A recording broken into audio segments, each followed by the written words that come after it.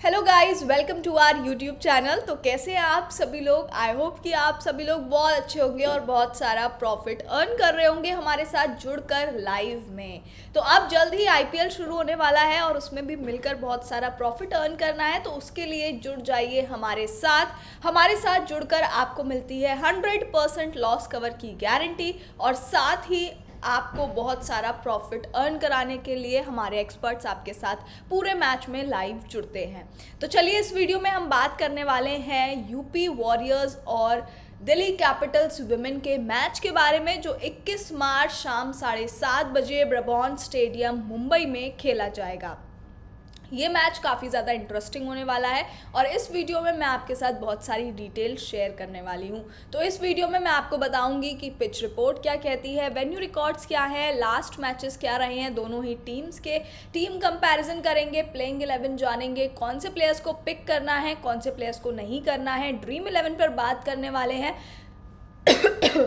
Sorry toss prediction पे बात करेंगे और साथ ही बात करने वाले हैं विनिंग प्रेडिक्शन पर। तो वीडियो में आखिर तक बने रहना। अगर हमारे चैनल पर नए हो तो चैनल को सब्सक्राइब कर लेना, वीडियो अच्छा लगे तो लाइक कर देना। तो चलिए इसमें बात कर लेते हैं। ये जो मैच है वो ब्रबॉर्न स्टेडियम में खेला जाएगा, यानी कि बैटिंग पिच रहता है और यहाँ पर फ्लैट और स्मॉल बाउंड्रीज जो हैं वो बैट्समैन को फेवर करती हैं। ठीक है, आगे अगर मैं बात करूं तो यहाँ पर 200 प्लस का स्कोर जो है वो बन सकता है। बट यहाँ पर क्या है ना, जैसे कि 200 प्लस का स्कोर हम यहाँ पर विमेंस मैच में एक्सपेक्ट नहीं करते हैं। T20 में तो बनता है, लेकिन जो मोस्टली है ना वो यहाँ पर दिल्ली कैपिटल्स ने भी 223 का बनाया हुआ है। और अगर आप रिसेंट मैचेस देखोगे ना तो उसमें आपको 170 180 तक भी विमेंस मैच में आपको पहुँचता हुआ इस वेन्यू पर स्कोर जो है वो दिखने वाला है। मीडियम फास्ट बॉलर्स जो हैं वो इस पिच पर काफ़ी ज़्यादा इफेक्टिव रहते हैं और साथ ही यहाँ पर जो मैचेस होते हैं, अगर दिन में मैचेस हैं तो वहाँ पे स्पिनर्स का रोल बढ़ जाता है, यानी कि स्पिनर्स इस मैच में काफ़ी ज़्यादा इम्पॉर्टेंट होते हैं। और साथ ही इस पिच की क्या है ना ओशनिक कंडीशन है, जो बैट्समैन के साथ साथ बॉलर्स को भी यहाँ पे बेनिफिट मिलता है, यानी कि बैट्समैन भी रन बनाते हुए नजर आएंगे। अगर टीम अच्छा खेल रही है, अगर टीम फॉर्म में है, तो आप 170 180 भी इस वेन्यू पर इस साल विमेंस प्रीमियर लीग में बना है।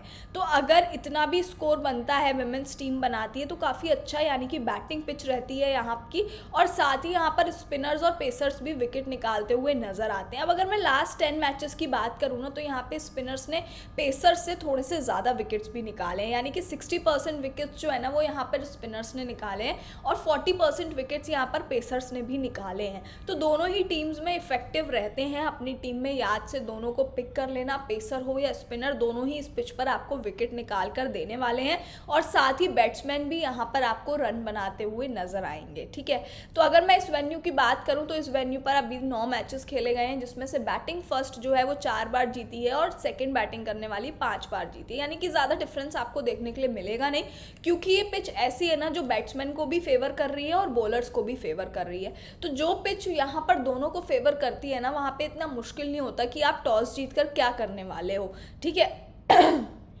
फर्स्ट इनिंग स्कोर की बात करूं तो 172 रहता है एवरेज और सेकंड इनिंग स्कोर 158 रहा है। हाईएस्ट टोटल 223 का बनाया था 2 विकेट के नुकसान पर दिल्ली कैपिटल्स ने। लोएस्ट टोटल यहां पर 107 का बनाया था 9 विकेट के नुकसान पे मुंबई इंडियंस ने। ठीक है, तो लोएस्ट जो बनाया वो यहाँ पे 107 का बनाया और हाईएस्ट आप देख सकते हो कि 223 पर तक भी गया है। ठीक है, तो वेन्यू रिकॉर्ड्स मैंने आपको बता दिए हैं और दोनों ही टीम्स की बात करेंगे। तो सबसे पहले दिल्ली कैपिटल्स की बात कर लेते हैं। तो दिल्ली कैपिटल्स की अगर मैं बात करूं तो लास्ट मैच मुंबई इंडियंस के साथ हुआ था, जो मैच जीत कर आ रही है। अब यहाँ पर टारगेट भी कुछ ज़्यादा बड़ा नहीं दे पाई थी मुंबई इंडियंस, यानी कि आप देखो सिर्फ 109 बना पाए थे और यहाँ पर 8 विकेट चले गए थे। तो आप कह सकते हो कि दिल्ली कैपिटल्स की जो बॉलिंग है ना वो काफ़ी स्ट्रॉन्ग आप कह सकते हो। यहाँ पर दिल्ली कैपिटल्स ने 109 पर ही रोक दिया था और 8 विकेट उनके चले गए थे और ये मैच दिल्ली कैपिटल्स 9 विकेट से जीत गई थी। उससे पहले गुजरात जायंट्स के साथ होता है, जिसमें गुजरात जायंट्स को ये भी दिल्ली कैपिटल सेकंड बैटिंग करती है और 147 ही बनाने देते हैं। और यहाँ पे क्या होता है कि दिल्ली कैपिटल्स 136 ही बना पाती है, यानी कि 147 चेज नहीं कर पाती है। तो ये मैच जो है वो दिल्ली कैपिटल्स हार जाती है 11 रन से। उससे पहले मैच की बात करूँ तो आरसीबी के साथ होता है, जिसमें आरसीबी 150 का टारगेट देती है और यहाँ पर आप देखोगे तो कहीं ना कहीं कह सकते हैं कि बॉलिंग जो है ना दिल्ली कैपिटल्स की वो काफ़ी सही रही है। अब इसमें देखो ये लोग 150 तक ही बनाते हैं और सिर्फ इसमें इनके 4 विकेट ही जाते हैं, तो कहीं ना कहीं कह सकते हो कि दिल्ली कैपिटल्स की जो बॉलिंग है वो इतनी ज़्यादा इस मैच में स्ट्रांग नहीं दिखी थी कि आप 4 विकेट ही निकाल पाते हो और टीम 150 तक का टारगेट बना लेती है। और लेकिन यहाँ पर दिल्ली कैपिटल्स ने भी 150 का टारगेट चेस कर दिया था और ये दिल्ली कैपिटल्स 6 विकेट से मैच जीत गई थी। तो दिल्ली कैपिटल्स की अगर रिसेंट फॉर्म की बात करूँ तो 3 में से 1 ही हारी है, 2 मैच जीती हुई आ रही है। आगे चलते हैं और यहाँ पे यूपी वॉरियर्स की रिसेंट फॉर्म जान लेते हैं। तो अगर यूपी वॉरियर्स की बात करूं तो पिछले 2 मैचेस कंटिन्यूसली जीत कर आ रही है। लास्ट मैच गुजरात जायंट्स के साथ होता है। अब आप इसमें देखो 178 का टारगेट देते हैं और यहाँ पर 181 भी बना लेती है यूपी वॉरियर्स, यानी कि चेजिंग की कैपेसिटी रखती है। चेजिंग पर अगर टीम 180 का भी स्कोर बना रही है ना, तो आप समझ सकते हो कि काफ़ी अच्छी यहाँ पर स्ट्रॉन्ग टीम आपको देखने के लिए मिल सकती है। तो यूपी वॉरियर्स इस मैच को 3 विकेट से जीत गए थे। जैसा कि मैंने आपको बताया ब्रबॉर्न स्टेडियम में इतना बड़ा स्कोर बनता है, ठीक है, एवरेज यहाँ पर इतना रहता है। इसमें देखो आप पहले बैटिंग करके 178 का भी बनाया है और यूपी वॉरियर्स ने उसको चेस भी किया है। सेकेंड लास्ट मैच की बात करूं तो मुंबई इंडियंस 127 का टारगेट देती है और यहाँ पर भी यूपी वॉरियर्स जो है वो चेस कर देती है और यूपी वॉरियर्स जीत जाती है 5 विकेट से। लास्ट थर्ड मैच में यूपी वॉरियर्स पहले बैटिंग करती है, 135 का टारगेट देती है और इसको यहाँ पर आरसीबी चेस कर देती है और यूपी वॉरियर्स 5 विकेट से हार जाती है। तो यहाँ पर अगर मैं दोनों ही टीम्स की बात करूँ ना, तो कहीं ना कहीं अब रिसेंट फॉर्म जो है वो इक्वली आपको दिखेगा, क्योंकि अगर दोनों ही टीम्स के लास्ट 3 मैचेस की बात करें तो दोनों ने 2-2 जीते हुए हैं और 1 हारा हुआ है। अब कौन सी टीम इस मैच को जीत सकती है, कौन सी टीम स्ट्रांग रहने वाली है, इस पर भी बात करेंगे। हर एक प्लेयर के बारे में बात करने वाले हैं, तो वीडियो को बिल्कुल भी स्किप मत करना, सब कुछ आपको इस वीडियो में मिलने वाला है। तो आगे चलते हैं और टीम कंपैरिजन की बात कर लेते हैं। अगर मैं टीम कंपैरिजन की बात करूं तो ब्रबॉर्न स्टेडियम में यहाँ पर 3 मैचेस खेले हुए हैं और यहाँ पर दूसरी टीम ने खेले हुए हैं 2 मैचेस, यानी कि यूपी वॉरियर्स ने 3 मैचेस खेले हुए हैं और वहीं दिल्ली कैपिटल्स ने 2 मैचेस खेले हुए हैं, जिसमें से 66% मैचेस जो है वो यहाँ पर यूपी वॉरियर्स जीती है और 2 में से 1 मैच जीती है दिल्ली कैपिटल और 1 हार गई थी। यहाँ पर एवरेज स्कोर जो है वो यहाँ पे यूपी वॉरियर्स का 159 रहा है और दिल्ली कैपिटल्स का 179।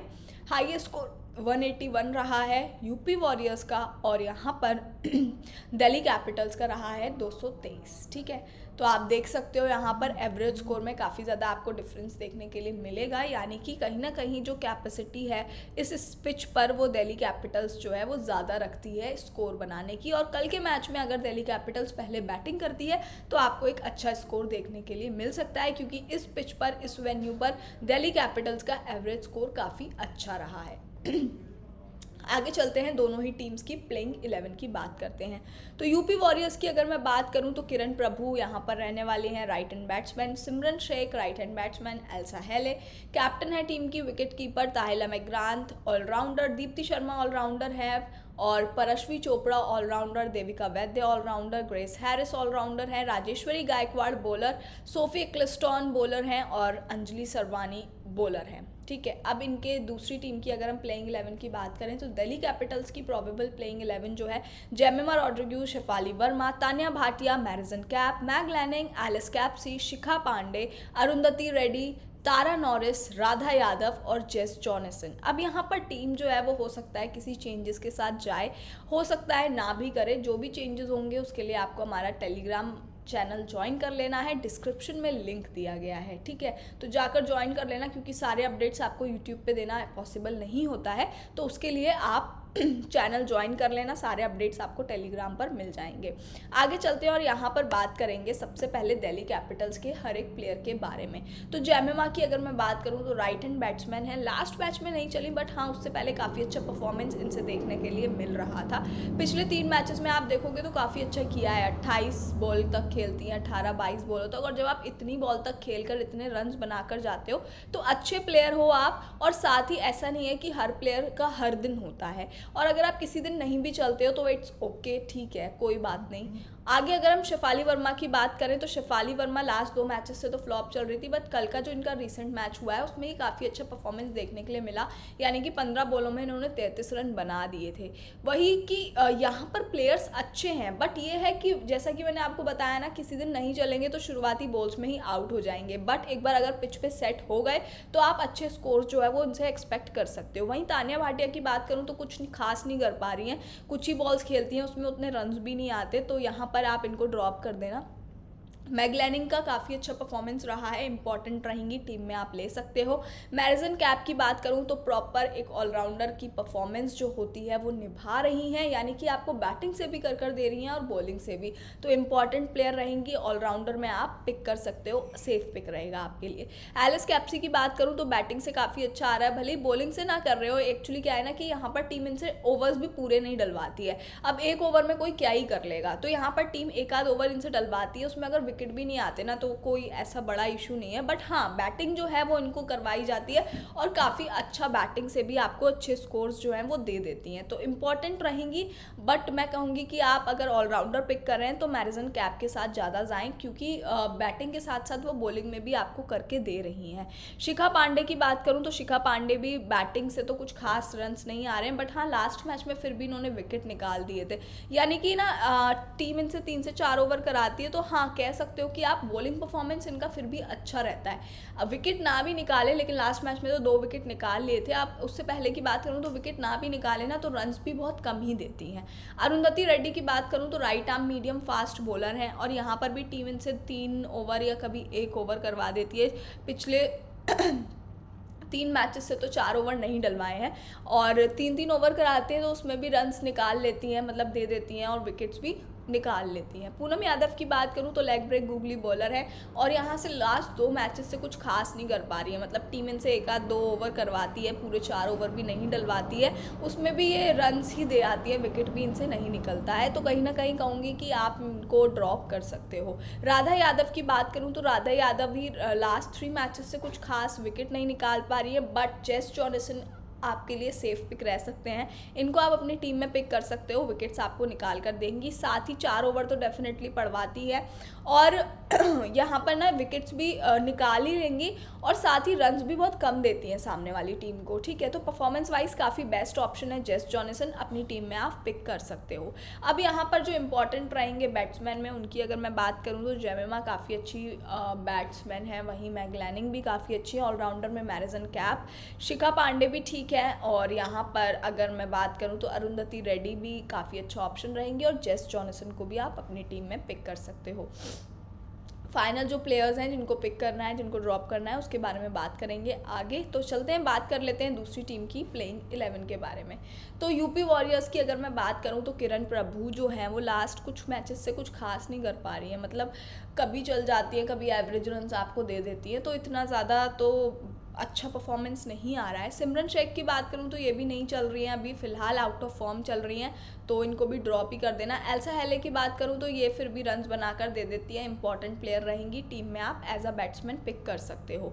ताहिला मैकग्रांथ की बात करूं तो यहाँ पे ऑलराउंडर हैं, बैटिंग से काफ़ी अच्छा फॉर्म में दिख रही हैं, लास्ट 2 मैचेस से 38 बॉल्स में 57 रन्स, 25 बॉल्स में 38 रन्स, विकेट्स भी निकाल लेती हैं और यहाँ पर आप एज अ ऑलराउंडर आप इनको पिक कर सकते हो। दीप्ति शर्मा की अगर मैं बात करूँ तो दीप्ति शर्मा बैटिंग के साथ साथ बॉलिंग में भी कर देती हैं, अच्छी रहेंगी, हो सकता है किसी दिन ना चलें, बट जिस दिन चलती हैं तो अच्छा परफॉर्मेंस बैटिंग के साथ साथ बॉलिंग में भी आपको करते हुए दिख सकते हैं।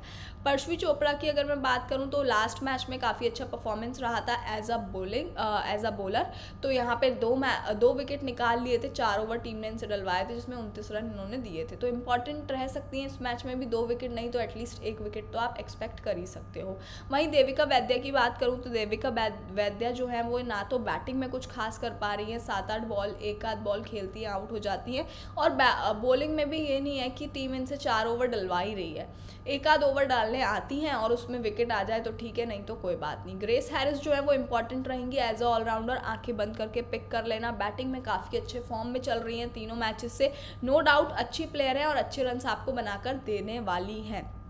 सेम इनके साथ है, बॉलिंग में भी ये 4 ओवर नहीं डालते हैं, 1 आध ओवर डालती हैं, उसमें विकेट आ जाए तो ठीक है, नहीं तो कोई बात नहीं। राजेश्वरी गायकवाड़ की बात करूँ तो batting bowler as a bowler अपनी टीम में पिक कर सकते हो, कंसिस्टेंट है, विकेट्स निकाल कर आपको देंगी। वहीं सोफी एक्लिस्टन आपके लिए बेस्ट ऑप्शन रहेंगी, डेफिनेटली आंखें बंद करके as a bowler UP Warrior से पिक कर लेना। अंजलि शर्वानी की बात करूँ तो ये भी 2 मैचेस से एक विकेट निकाल रही है, साथ ही 2 ओवर या 3 ओवर करवा देते हैं टीम इनसे। बट हाँ, 4 ओवर जो है ना वो राजेश्वरी और सोफी एक्लिस्टन, ग्रेस हैरिस को भी नहीं देते हैं। मतलब ये है कि राजेश्वरी और सोफी एक्लिस्टन को तो 4-4 ओवर मिल ही जाते हैं, तो दोनों इंपॉर्टेंट रहेंगे, पिक कर लेना। अपनी टीम में अच्छे विकेट्स आपको निकालते हुए नज़र आने वाले हैं।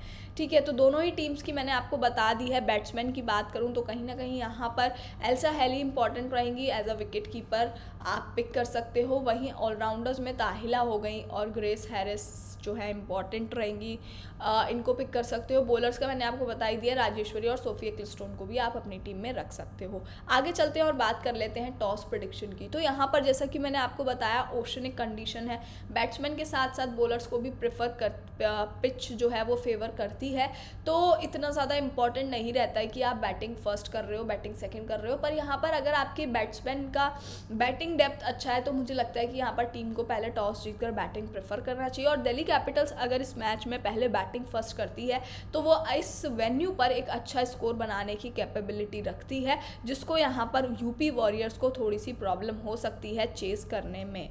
आगे चलते हैं और फर्स्ट इनिंग का स्कोर जो है वो यहाँ पे रहता है 172 और सेकेंड इनिंग का रहता है 158।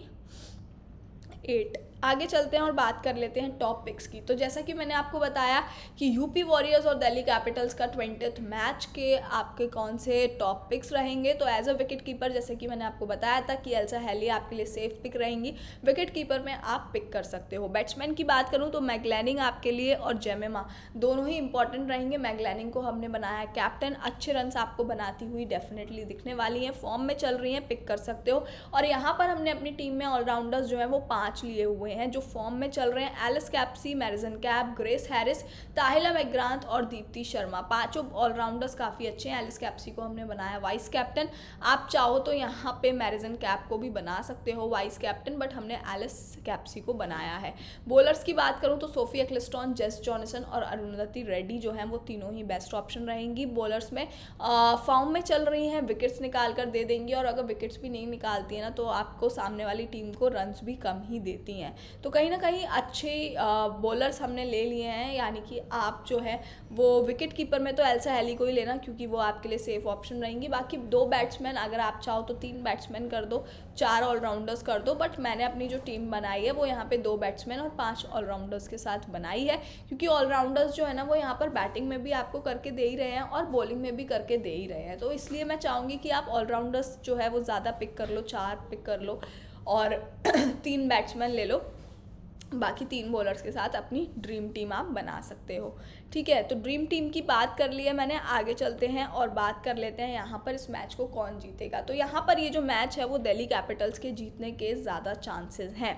यहाँ पर ये मैच जो है वो दिल्ली कैपिटल्स जीत सकती है, क्योंकि मैंने जैसे कि आपको बताया इस पिच पर दिल्ली कैपिटल्स का जो बैटिंग है ना वो काफ़ी ज़्यादा स्ट्रॉन्ग है, और यहाँ पर टीम ओपनिंग काफ़ी ज़्यादा स्ट्रॉन्ग है दिल्ली कैपिटल्स की। और कल के मैच में अगर दिल्ली कैपिटल्स बैटिंग फर्स्ट भी करती है ना तो अच्छा स्कोर बना देगी, और कहीं ना कहीं यूपी वॉरियर्स को प्रॉब्लम होगी चेस करने में। और इन केस अगर नहीं भी बैटिंग फर्स्ट करती है, बॉलिंग करती है पहले, तो यहाँ पर इनकी बॉलिंग भी काफ़ी ज़्यादा अच्छी है। पेसर्स जो है वो दिल्ली कैपिटल्स के पास काफ़ी ज़्यादा स्ट्रॉन्ग है, जो कि यूपी वॉरियर्स के पास नहीं है।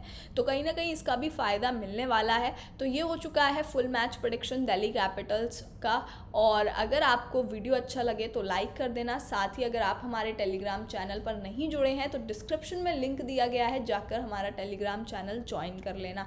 और अगर आपने हमारे YouTube चैनल को अभी तक सब्सक्राइब नहीं किया है तो वो भी सब्सक्राइब कर लेना। तो चलिए मिलते हैं नेक्स्ट मैच प्रेडिक्शन में, तब तक अपना ध्यान रखें और हमें देखते रहें।